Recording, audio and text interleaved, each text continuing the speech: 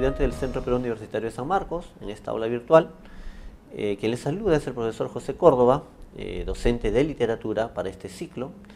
Y en esta primera sesión vamos a abordar temas muy amplios, muy densos.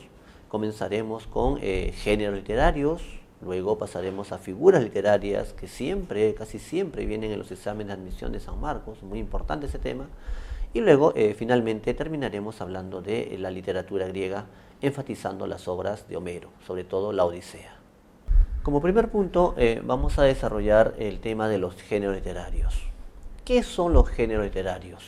¿Cuál es su función? ¿Cuáles son los géneros considerados clásicos o tradicionales? ¿Qué los distingue a cada uno de ellos? ¿Cuáles son las especies más conocidas? Y las obras representativas, porque en los ejercicios básicamente nos vamos a enfocar en ello. Saber reconocer en una obra su género, su especie. Es muy importante saber reconocer entonces los géneros literarios. Para ello tengo preparado acá un pequeño esquema que quiero compartir con ustedes mientras les explico algunos aspectos.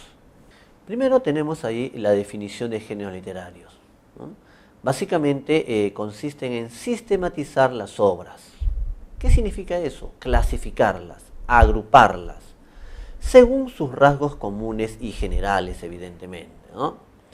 Ahora, ¿quién fue el primero que estableció los géneros literarios? Fue un filósofo griego, muy conocido, ¿no? Antes de Cristo, nos referimos a Aristóteles. En su obra Poética, él hizo la primera clasificación. A esa clasificación se le llama géneros clásicos o tradicionales.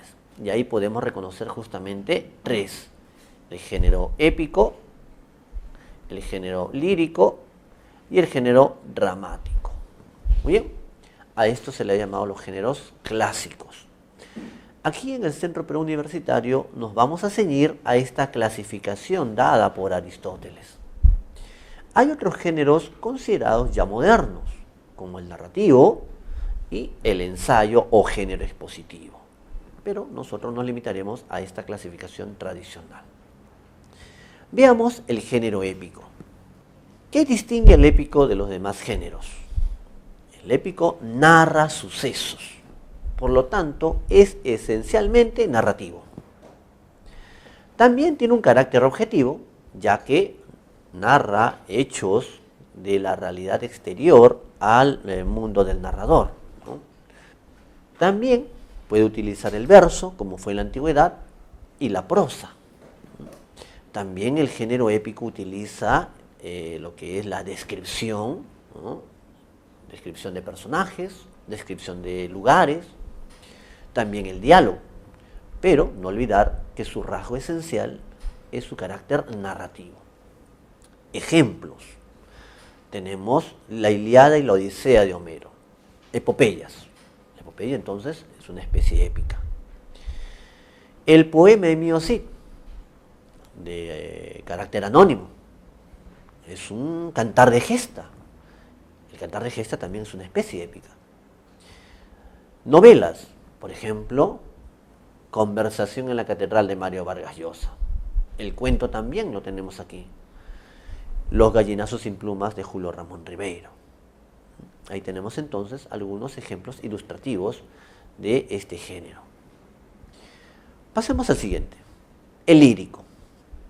Nos referimos a la poesía.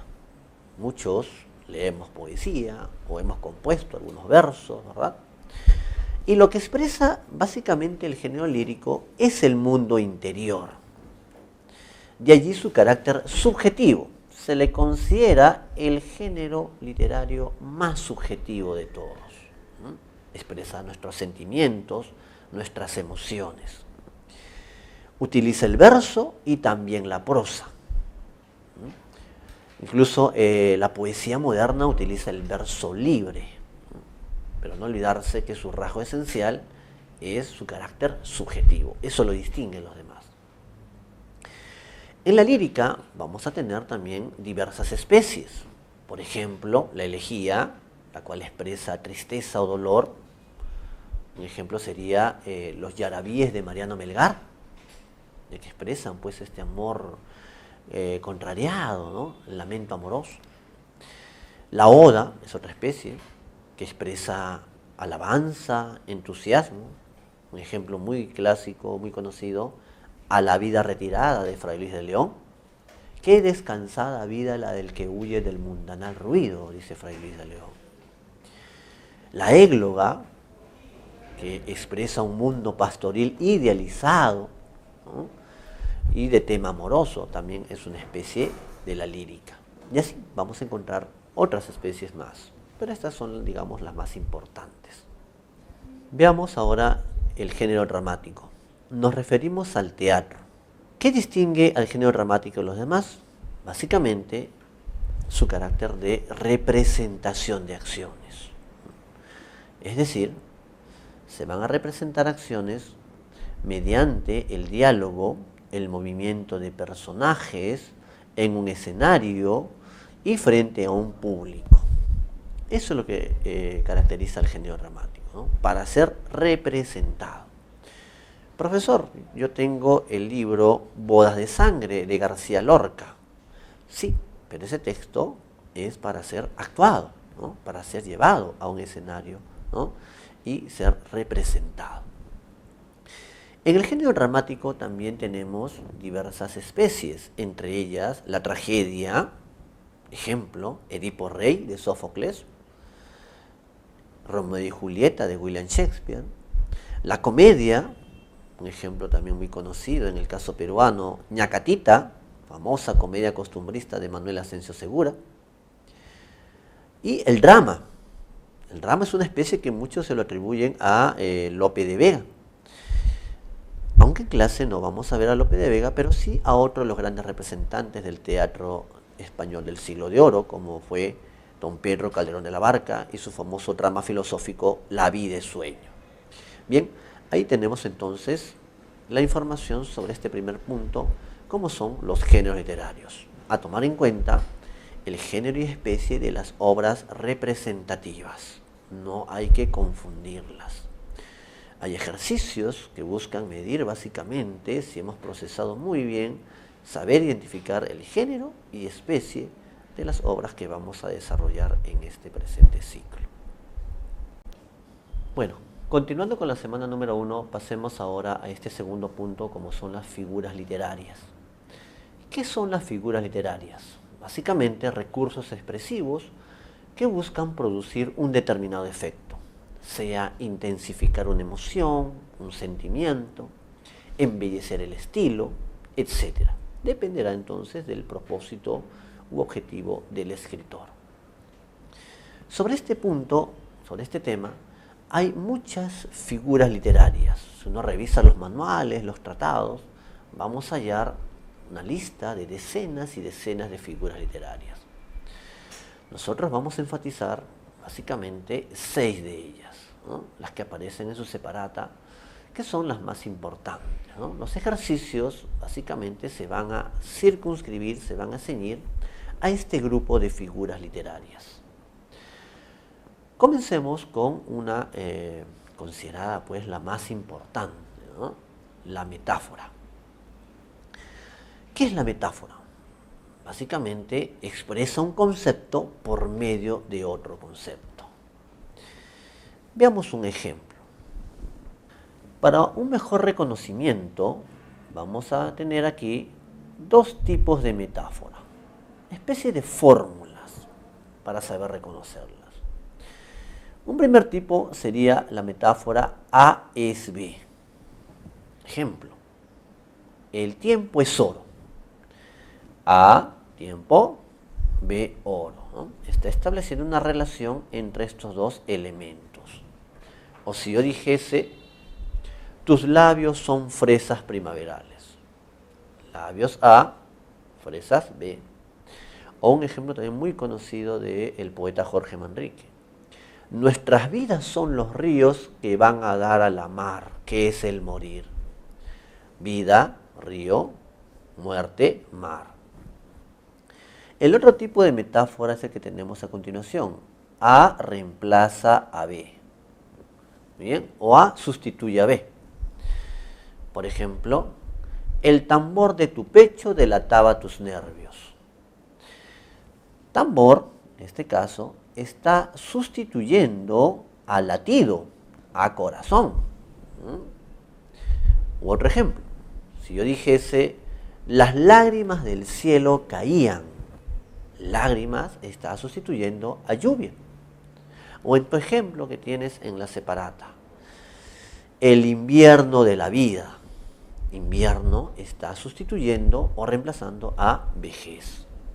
Bien, ahí tenemos entonces dos tipos de metáfora, las más usuales. Veamos ahora otras figuras que también son importantes. Tenemos, por ejemplo, la anáfora. La anáfora consiste en una figura de repetición, donde se va a repetir una o más palabras al inicio de cada verso. Esa es la condición. La repetición tiene que ser al inicio. Puede ser una, dos, tres o más palabras. En la prosa también se da cuando se repite al inicio de cada oración, ¿no? Si revisan su separata, ahí tenemos un ejemplo muy ilustrativo que dice, primer verso, temprano levantó la muerte el vuelo. Segundo verso, temprano madrugó la madrugada. Se repite entonces, en este caso, una palabra al inicio de cada verso. Otra figura también que tenemos allí, muy importante, es el epíteto. Básicamente es un adjetivo que caracteriza, ¿no? Es decir, consiste en una caracterización. Ahora, el epíteto enfatiza o expresa una cualidad inherente, implícita del sustantivo. Ejemplos tienen ahí.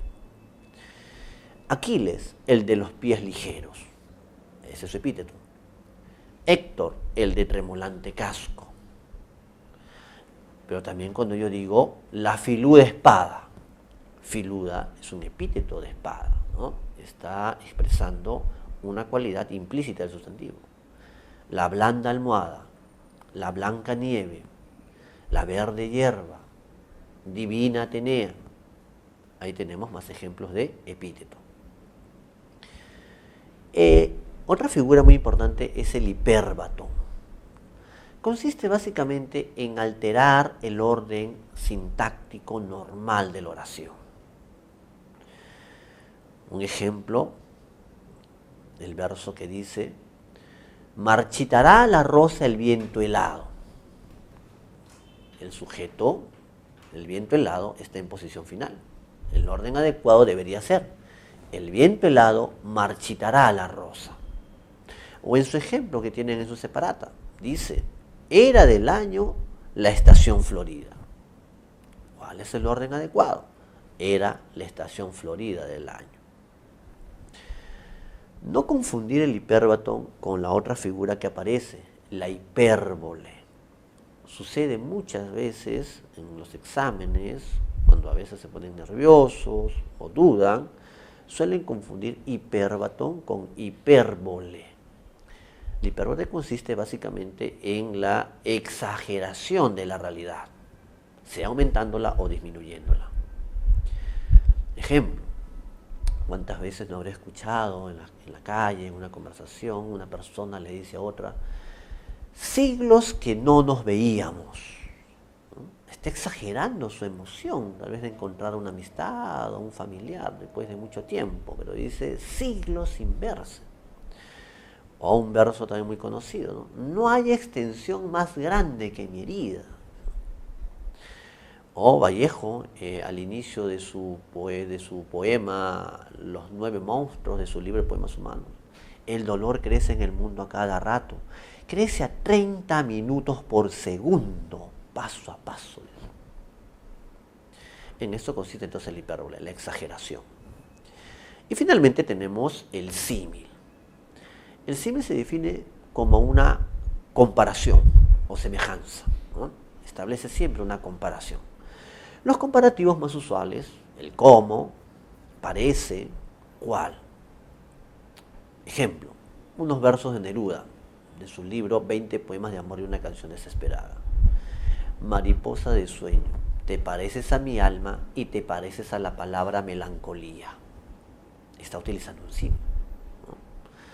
O en el ejemplo que tienen en su separata, que pertenece a Federico García Lorca, dice: sus muslos se me escapaban como peces sorprendidos.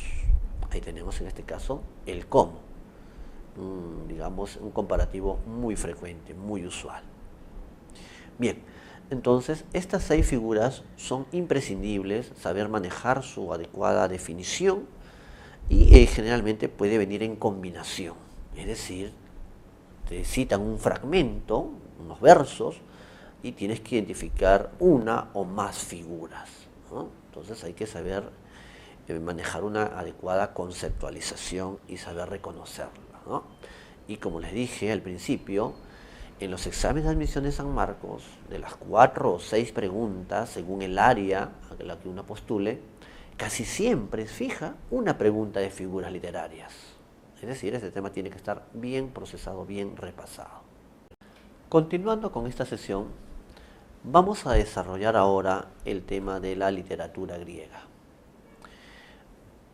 En lo que es literatura universal, cuando uno comienza a examinar las sucesivas corrientes literarias que se han dado a través del tiempo, comenzamos con el clasicismo, ¿no? La primera corriente literaria de Occidente.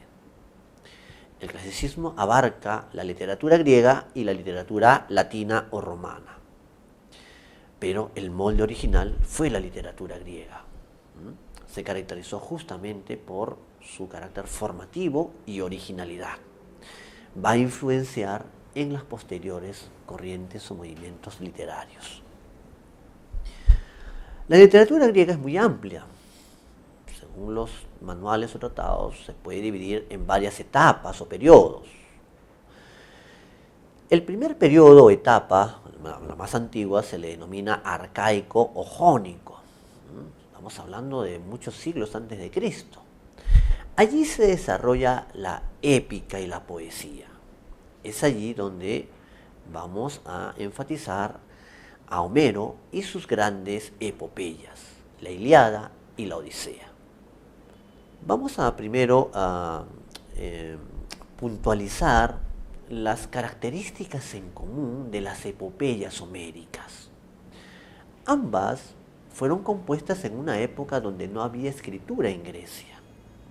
Por lo tanto, eran para ser recitadas, cantadas por el aedo o rapsoda.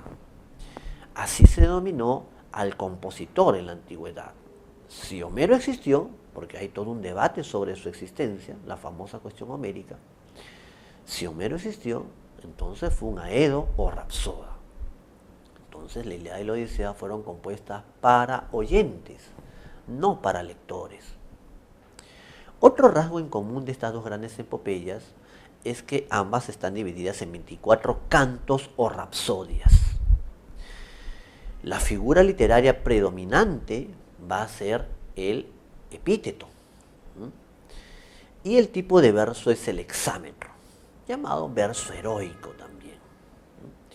Esto de aquí son rasgos formales importantes. Y en esto luego vamos a enfatizar en el caso de la Odisea. ¿Qué más?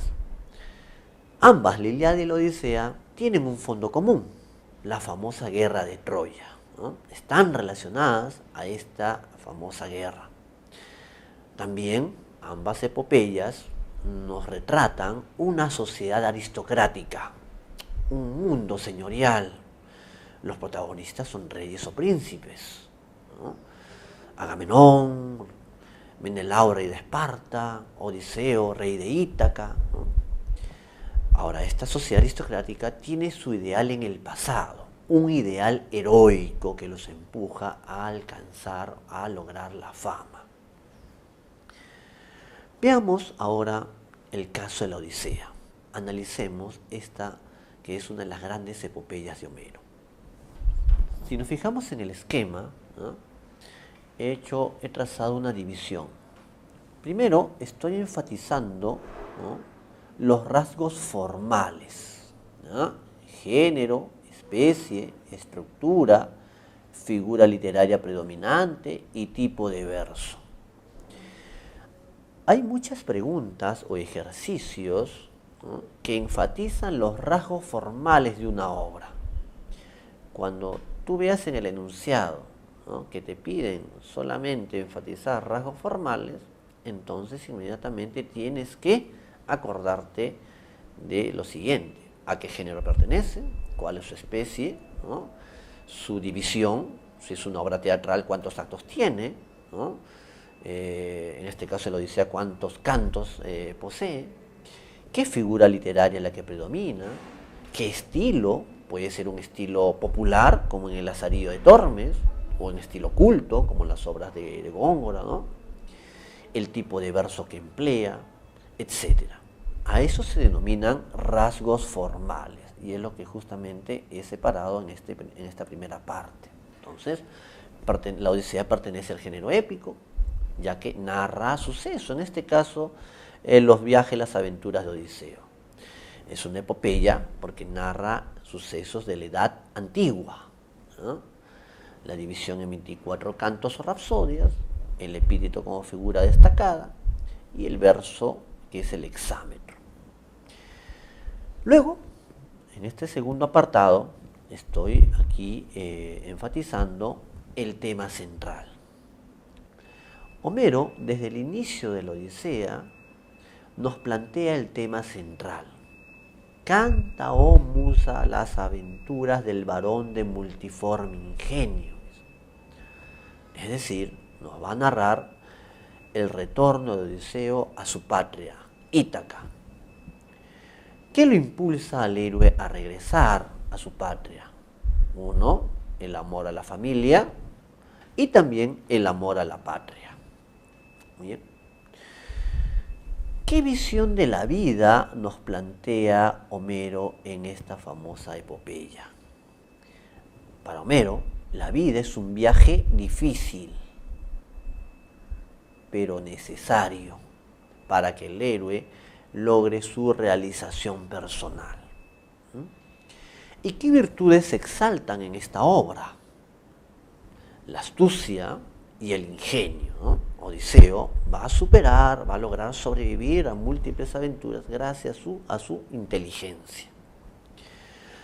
Bien, este es en cuanto al tema, a la visión de la vida que subyace y a las virtudes que se exaltan en esta obra. No confundir, porque hay ejercicios a veces que van a buscar confundirlos tal vez. En la Ilíada, la visión de la vida que subyace es una lucha constante. Cuidado, en la Odisea es un viaje difícil. En la Ilíada, las virtudes que se exaltan es la fuerza y la valentía. En la Odisea no, es la inteligencia y la astucia. Bien, pasemos ahora al argumento, a las principales acciones. ¿Con qué hecho se inicia la Odisea? ¿Con qué hecho comienza? ¿Cuando el héroe parte de Troya intentando regresar a Ítaca? No. La obra se inicia con una reunión de dioses. En el Olimpo, aprovechando que no está presente Poseidón, el dios del mar, Atenea le pide a su poderoso padre, Zeus, que dé la orden para que liberen a Odiseo. Calipso, una ninfa bella, lo tiene retenido en la isla Ogygia durante 7 años. Entonces, la diosa Atenea intercede y van a enviar la orden para que esta ninfa Calipso lo libere al héroe. En Ítaca, Telémaco, hijo de Odiseo, ¿no?, parte a buscar noticias de su padre. Los 4 primeros cantos aproximadamente tratan sobre los viajes de Telémaco. La telemaquia se le ha denominado. Va donde Néstor y luego donde Menelao en Esparta, quien le dice que su padre está vivo, está en una isla. Telémaco regresa ya más tranquilo a su isla para proteger a su madre de los pretendientes. Muy bien, en Ogygia llega la orden, Calipso intenta retener al héroe ofreciéndole el don de la inmortalidad. Sin embargo, Odiseo lo rechaza, porque él desea retornar a su patria y ver a su familia. La diosa lo ayuda dándole pues maderos, ¿no? El héroe fabrica una especie de embarcación y se hace a la mar. Poseidón le envía una tormenta y naufraga. Se va a salvar cuando llegue a la isla de los Feacios, ¿no? Allí en la playa, semidesnudo, es encontrado por Náusica, la princesa, la hija del rey Alcino. Odiseo es llevado al palacio, le ofrecen el don de la hospitalidad, le ofrecen un banquete, y allí recién va a revelar su identidad y va a narrar sus aventuras. Este dato es fundamental. Allí recién nos vamos a enterar qué sucedió desde que partió de Troya y estaba como prisionero luego en la isla de Calipso. Entonces, hay que estar atento a los enunciados. ¿Odiseo narra sus aventuras en el país de los Feacios? Correcto. Odiseo narra sus aventuras en el palacio del rey Alcino, verdadero. Entre las principales aventuras vamos a tener, por ejemplo, la aventura con los lotófagos, ¿no? Los que comían la flor de loto perdían ya la memoria y no querían regresar a su patria, no querían ver a su familia. Luego tenemos una aventura muy conocida, la de los cíclopes, ¿no? Con este personaje del cíclope Polifemo, que era pues antropófago. Odiseo y sus hombres pues quedan atrapados en su cueva, estaban siendo devorados, y allí el héroe pone en práctica su inteligencia, ¿no? Cuando Polifemo le pregunta ¿cuál es tu nombre?, él le responde nadie. Cuando lo dejan ciego, ¿qué hace Polifemo? Comienza a llamar a sus demás hermanos los cíclopes, diciendo nadie me quiere matar, nadie me hace daño, y por eso no recibe ayuda. Odiseo logra escapar con sus hombres, y ya seguro en el barco, recién le revela su identidad. ¿Qué hace Polifemo? Invoca a su poderoso padre Poseidón para que castigue a Odiseo. Muy bien. Luego tenemos una aventura que es la que corresponde a la hechicera Circe, ¿no? Ella va a transformar en animales, en cerdos, a los hombres de Odiseo. Nuestro héroe va a rescatarlos, se dirige al palacio de Circe, ¿no? Recibe la ayuda del dios Hermes para no caer bajo su hechizo, y luego tiene que obedecer los reclamos amorosos de esta diosa hechicera, y así logra salvar a sus compañeros. Ella también lo va a ayudar diciéndole que si quiere hallar la ruta de regreso a su patria, tiene que descender al Hades, al mundo de los muertos. También tenemos una famosa aventura, la de las sirenas. Odiseo logró escuchar el canto de las sirenas, pero ¿por qué no quedó hechizado? ¿Por qué no le ocurrió algo malo?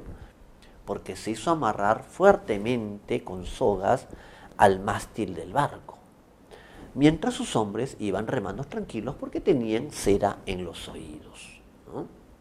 Y así son muchas las aventuras donde el héroe va perdiendo a buena parte de su tripulación hasta que finalmente queda como único sobreviviente y llega a la isla de Calipso. Muy bien. Termina de narrar sus aventuras y por fin el héroe va a poder retornar a su patria gracias a la ayuda del rey Alcino. El rey Alcino le va a proveer de embarcación, de provisiones, y nuestro héroe, luego de casi 20 años, retorna a su patria. La diosa inmediatamente, la diosa Atenea, su diosa protectora, no se olviden, lo va a transformar en un mendigo, ya que nuestro héroe va a poner en práctica su venganza, ¿no? Ya tiene noticias pues que los pretendientes viven en su palacio, están acabando con sus provisiones, han pretendido matar a su hijo, quieren pues quitarle a su esposa y su reino. Muy bien, Odiseo se presenta ante Telémaco, le informa pues que él es su padre, se dirige al palacio solo como mendigo, es maltratado por los pretendientes, la reina Penélope lo recibe y manda que una criada lo atienda. Era Euriclea, la que fue nodriza de Odiseo. Ella reconoce la cicatriz del héroe, pero Odiseo le pide que no revele su identidad. Se organiza el torneo del arco y la flecha. En ese torneo, pues, el que quiera casarse con Penélope tiene que armar el arco del héroe, cosa muy difícil, y luego tener buena puntería y pasar una flecha por 12 hachas. Ninguno pudo hacerlo, el mendigo pide participar, los pretendientes reclaman, pero ya había una complicidad, pues, de Odiseo con su hijo Telémaco. El héroe arma su arco, dispara la flecha, pasa por los 12 hachos o aros, y la diosa en ese momento le quita el disfraz de mendigo y matan a todos los pretendientes. Se dirige a la alcoba de su esposa, se presenta, ¿no? Mi amor, he regresado, le dice. Y Penélope no lo reconoce. Mejor dicho, Penélope está probando si realmente él es Odiseo, tiene que demostrar su inteligencia, su astucia. ¿Cómo logra hacerlo el héroe? Narrándole un secreto que solo ellos conocían, ¿no? Odiseo era un buen carpintero y él había labrado la cama, la alcoba nupcial, que era fija, no se podía mover, ya que fue labrada sobre un árbol que había al interior del palacio. Cuando Odiseo le narra este suceso, ¿no? Entonces recién Penélope reconoce a su esposo. ¿Cómo termina esta famosa epopeya? Finalmente, entonces, se produce el reencuentro con su familia, con su pueblo, y también se da la reconciliación, ¿no?, del pueblo de Ítaca con su rey.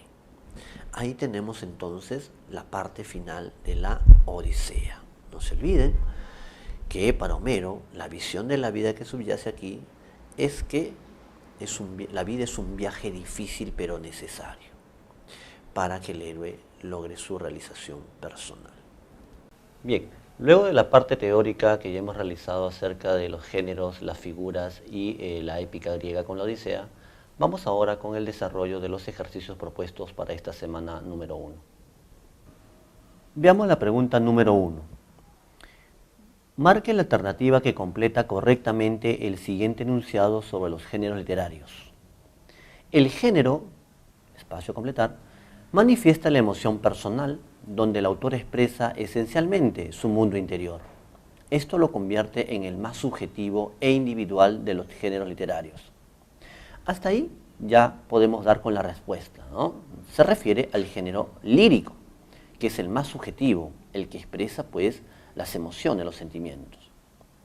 Luego dice, ¿no?, un ejemplo es, aquí tenemos como respuesta la C, género lírico, y España parte de mi este cáliz es un poemario de nuestro célebre poeta César Vallejo Mendoza. Bien, entonces la respuesta sería la C. Veamos la pregunta número 2. Tenemos un fragmento, un diálogo, ¿no?, que pertenece a la obra Bodas de Sangre. Hay un diálogo entre la suegra de Leonardo y la mujer de Leonardo. ¿Qué dice el enunciado? El fragmento citado corresponde a Bodas de Sangre, de Federico García Lorca, obra que pertenece al género dramático, ya que, bien, hay que completar ese enunciado. Dice, ¿por qué pertenece al género dramático? ¿Qué elemento, qué característica, ¿no?, es representativa de este género? Entonces lo que encontramos a partir de este fragmento es el uso del diálogo en la representación. Entonces la respuesta sería la E. Recurre al diálogo, en este caso de dos personajes, la suegra y la mujer, ¿no?, para la representación. Ese es un rasgo fundamental del género dramático y eso lo distingue de otros géneros. ¿Por qué no podría ser la A? Porque el verso y la prosa no es un rasgo que distinga al género dramático de otros géneros. También hay épica en verso, como en la era de la antigüedad. También hay lírica en prosa, por ejemplo, ¿no? Entonces, la clave es la E. Veamos ahora la pregunta 3. Tenemos un fragmento y dice lo siguiente. En los versos citados del poema Ceremonia solitaria alrededor de un tintero, de Jorge Eduardo Eyelson, poeta peruano, ¿qué figuras literarias fueron empleadas? Muy bien, el primer verso dice, ¿no? Todo el mundo huye de mi corazón. Segundo verso, porque parece un cocodrilo. Todo el mundo dice que no soy un hombre, sino un árbol derribado. Dice, mi corazón, dice, porque parece un cocodrilo, dice, ¿no? Tenemos aquí la figura literaria que es el símil. Hay un comparativo, parece. Luego también dice lo siguiente, todo el mundo dice que no soy un hombre, sino un árbol derribado, ¿no? Entonces ahí tenemos la figura que es la metáfora, ¿no? Soy un árbol derribado, dice, ¿no? Muy bien, entonces la clave sería la B. Ahora, alguien diría, profesor, pero acá también podría haber un hipérbole, cuando dice todo el mundo huye de mi corazón, o todo el mundo dice. ¿Por qué no podría ser la C, donde aparece la hipérbole? Sí, pero además tiene que cumplir la otra figura. En la C también te ponen como otra figura el hipérbaton. Y en este fragmento no encontramos la presencia del hipérbaton. Por eso se descarta esa figura, o esa alternativa, mejor dicho. Bien. Pregunta 4. Con respecto a los versos citados del poema Sierpe de Amor de Vicente Aleixandre, poeta español, ¿cuál de las palabras resaltadas es un epíteto? Se han resaltado la palabra lado, oscura, larga, tentador y sibilantes. Recuerden que el epíteto lo habíamos definido como una figura literaria que consiste en una caracterización, ¿no? Es un adjetivo que caracteriza. El epíteto básicamente expresa una cualidad prototípica del sustantivo, una cualidad intrínseca. Aquí tenemos el sustantivo sombra. Muy bien. Su epíteto, en este caso, es oscura, ¿no? Ya que es una cualidad prototípica del sustantivo sombra. Entonces la clave sería la B. Veamos ahora la pregunta 5. En la épica griega destacan dos, espacio, atribuidas a un mismo autor, Homero. Ambas cantan proezas de, espacio, que se difundían a manera de modelo para hombres de otras épocas. Muy bien. En la primera parte que hay que completar, nos habla sobre dos obras, en este caso dos epopeyas, ¿no? Recuerden que la Ilíada y la Odisea pertenecen a la especie epopeya, ¿no? Narraciones de hazañas de la antigüedad. Ambas cantan proezas de héroes, ¿no? De héroes guerreros, ¿bien? Que se van a difundir como modelo para otras generaciones. Entonces la clave sería la letra E. ¿Por qué no, profesor, la clave, por ejemplo, la C, historias bélicas? Podría cumplir esa parte, pero la segunda parte, los dioses olímpicos, si bien aparecen en la obra, no son el eje central de estos textos, ¿verdad? Sino, como hemos dicho, las hazañas de héroes guerreros. Profesor, ¿y por qué no la D? Textos orales, ya que tanto la Ilíada como la Odisea fueron compuestas en una época en que no había escritura y eran para ser recitadas vía oral. Es que la segunda parte no cumple, ya que dice que los personajes son populares y más bien en estas obras los protagonistas pertenecen a la clase aristocrática, ¿no? Son, digamos, grandes señores, ¿no? Por ejemplo, Odiseo, rey de Ítaca, ¿no? Menelao, rey de Esparta, y así, ¿no? Muchos de estos personajes son aristocráticos, básicamente. Veamos ahora la pregunta 6. Marque la alternativa que completa correctamente el siguiente enunciado sobre la épica griega. Tanto en la Ilíada como en la Odisea intervienen los dioses como personajes y determinanla. Aquí hay que recordar la concepción griega, ¿no? El destino humano le pertenece a los dioses. Las divinidades, ¿no?, determinan nuestro destino. Entonces, la clave sería la siguiente, ¿no? Dice, ¿no? Y determinan la suerte de los seres humanos. Pregunta 7. Con respecto a la verdad o falsedad de los siguientes enunciados sobre los aspectos formales de la Odisea de Homero, marque la alternativa que contiene la secuencia correcta.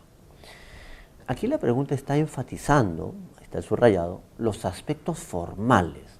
Recuerden que aspectos formales se refiere a el género, la especie, la estructura, la figura literaria predominante, ¿no? El lenguaje, si es popular, si es culto, etc., ¿no? A eso se refieren los aspectos formales de una obra.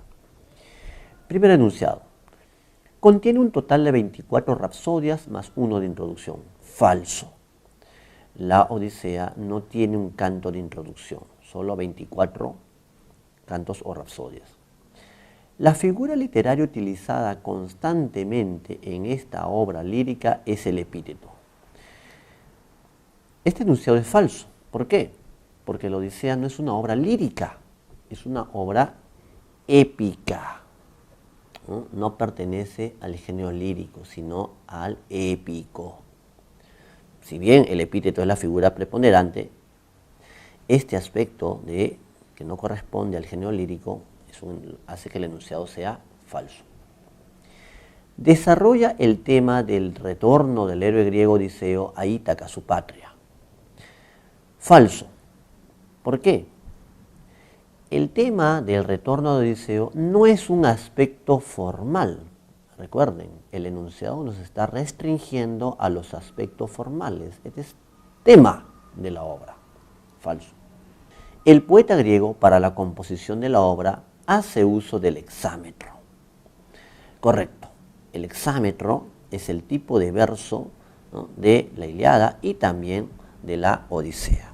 Por lo tanto, la clave es la letra A. Veamos ahora el ejercicio 8. Tenemos un fragmento de la Odisea y la pregunta dice, ¿no?, de acuerdo con el anterior fragmento perteneciente a la epopeya Odisea de Homero, ¿qué tema de la obra se puede deducir? Si revisamos el fragmento, ¿no?, se hace alusión a la llegada de Odiseo al palacio del rey Alcino. Este le ha brindado un banquete, el don de la hospitalidad, y mientras se produce pues este recibimiento, este banquete, hay una parte que dice, ¿no?, pero Odiseo volvía una y otra vez su cabeza hacia el resplandeciente sol, deseando que se pusiera, pues ya pensaba en el regreso. Muy bien, en este fragmento entonces está enfatizándose el deseo del héroe de retornar a su patria, Ítaca, y volver a ver a su familia. Por lo tanto, entonces, la pregunta decía, ¿qué tema de la obra se puede deducir? La clave entonces sería la D. Las ansias de Odiseo por retornar a su patria. Pregunta 9. En la Odisea puede interpretarse la vida como, espacio, en que debemos, espacio, para realizar el destino personal. A ver, habíamos dicho que en la Odisea la visión de la vida que subyace es como un viaje, ¿verdad? Un viaje que es necesario para que el héroe pues realice su destino. Muy bien. Entonces, podríamos decir que la clave es la C. Es un viaje largo y difícil, ¿no?, en que debemos pues enfrentar una serie de obstáculos, en este caso el héroe mediante el ingenio, ¿no?, para la realización de su destino. Ahora, alguien preguntará, profesor, ¿y por qué no la alternativa, por ejemplo, la B? Dice, un trayecto lleno de obstáculos. Sí, pero el segundo enunciado no cumple, dice, en que debemos rendirnos. El héroe no se rinde, sino que está siempre en constante búsqueda de retornar a su patria. Finalmente, ejercicio número 10. Dice, en la parte inicial de la epopeya Odisea de Homero, Atenea menciona que, espacio, es uno de los factores más importantes por el cual el héroe, espacio, A ver, recordemos, ¿con qué hecho se inicia la Odisea? Hay una reunión de dioses y allí Atenea aprovecha que no se encuentra Poseidón, ¿no? Y le solicita a Zeus que dé la orden para que Calipso libere a nuestro héroe, ¿verdad? Ella lo tenía retenido 7 años. Entonces, lo que Atenea menciona es la cólera de Poseidón, ¿no? Este odio de Poseidón que no lo dejaba pues retornar a su patria, ¿no? Le enviaba tormentas y por eso pues que el héroe no podía volver a Ítaca. Entonces la clave sería la B. Luego de haber desarrollado estos ejercicios, nos vemos en la siguiente sesión con el tema de la tragedia griega.